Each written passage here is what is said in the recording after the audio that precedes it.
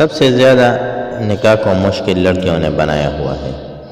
سب سے پہلے آئیڈیل لڑکا کم عمر ہو، پیسے والا، ہینڈسم، خوبصورت ہو، اس کا اپنا گھر، گاڑی، بینک بیلنس ہو، جس کے ماں باپ نہ ہو، بہن بھائی بھی نہ ہو، اگر ہو تو بس 1 یا 2۔